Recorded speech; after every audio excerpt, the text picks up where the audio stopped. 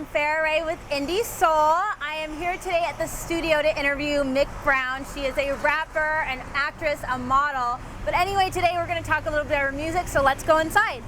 It's Mik Brown, reppin' LA, no I gotta hold it down. In the house, it's Mik Brown, reppin' LA, no I gotta hold it down. So this is where the music happens. This is your home away from home. Talk to us a little bit about your process. Tell us from like the very little seed of it all, the writing process till when you're here. Tell me everything. When I start making a song, a lot of times I just have like an idea in my head, and it could be an energy that I feel, an idea, or maybe it's a word, you know what I mean, or a phrase that's come into my mind or something like that. So, for instance, with the single "Let's Work," I had an idea of a type of sound that I wanted for the music, and so I went to the producer and I was like, okay, so I would like you to make me a beat. I need the beat to sound like Rick James and LFA, MO, whatever them guys called. She said I needed it all mixed together. I didn't know what the hell she was talking about. Yeah, and he's like, okay, and then, you know, he gets to work on his little thing for the song, Give Me Respect, right? So I had this thing in my head of, gimme, gimme, gimme, gimme, gimme, gimme, gimme, gimme, gimme, gimme, you know, and it was like, well, what do I want, you know? What do I want them to give me? And respect, that's what I want. So, you know, then, you know, with that energy, you know, of the gimme, gimme, I was like, well, I want something like hardcore, like a, you know. Like raw. Raw, yeah. And so I asked the producer, I said, I want something like 99 Problems. Like, but, you know, like more poppy or whatever. I don't know. It is pretty pop, but it's rock, you know? Yeah. So Tell us a little bit about that process of that song specifically. it's really weird. Sometimes a song will just come to me like no problem. It's just like, wow, where'd that come from? And then sometimes I'm like, come on, song, come on. Right, pushing through the writer's block. Yeah, exactly. So sometimes it just comes out right there in the studio, or I might get a hook out, or, you know, just have maybe a first verse or whatever. Do you let us see in the overall album, do you ever have like that vulnerable kind of moment?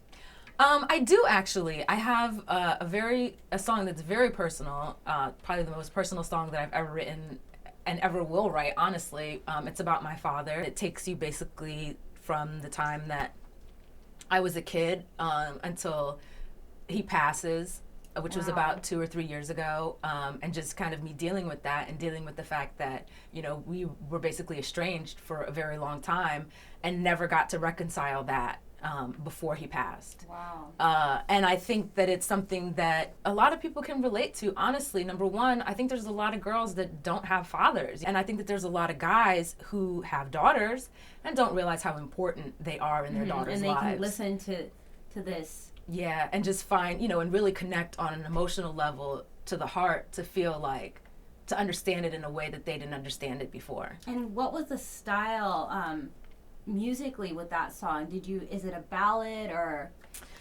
That's funny, it kind of is. I sing on it. I sing the hook. Yeah, because you do it all. You are a rapper, you also sing, so you bring all of that kind of onto this album that we get to see all that range. And that was one of those songs that I had the idea, father figure, that concept in my head since my father passed, honestly. And but didn't have the lyrics, but I knew as soon as I got the beat, like, this song was gonna come out because it was like just pouring. Yeah, and so as soon as Poe gave me the beat, I sat down and I wrote the song, and I literally, like, I have the notebook, you can see where I wrote it. It's like, it just came out. Hello, young world, got to get it. Wake up in the AM and I'm spitting, yeah, I'm spitting. I am so exquisite, how could you forget it? In my mind, the world is mine, so nothing is the When limit. you decided basically the format of what you wanted your album to be, did you commit that you wanted it to be all kind of anthem or rapping, or did you kind of just wing it and like whatever, you know, like you have your girl anthem stuff and then you have a very personal ballad? Did you know that you wanted to make it have that variety? I think with any project that I do, I definitely want it to have variety, just because I think you should take the listener on a journey, you know what I mean? And as an artist, my music speaks for me, you know, especially considering the fact that I do have creative control over what I say and everything like that. So it really is like I feel like you can listen to my songs and you can get to know me better because I'm really just tapping into source and kind of like. No, because you know how a lot of albums and a lot of artists, you'll see, this album is their dance album and this album is like more electronic and this is has more ballads on it. So it's nice and refreshing for listeners to be able to get your album and not necessarily have to commit to one mood or one tone and just get to see all of that range. Did I have done a concept album? No. No, I'm saying like that's I like that about it. Cool. Yeah. It's fun. You know what I'm saying? Yeah. Like not with every album you're not going to get that dance song and a ballad. Yeah.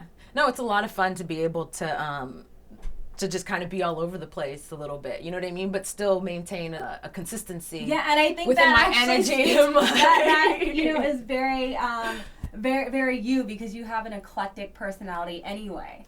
Thank you. Yeah, it's like getting dressed. It's like emotional ADD. I'm like dancing on the roof today. Right. I'm talking about my dad tomorrow. Right. But that's real life, you know what I mean? Like, and that's again what I think art should be is real life, where I'm not always happy, and I'm not always like friendly. Sometimes you piss me off, you're gonna get the respect record, I decide my lane and I decide it's time for change. It's such a shame, you probably wish you had some oxys. I know you feel the pain, all to change my name to Rocky. Genius music.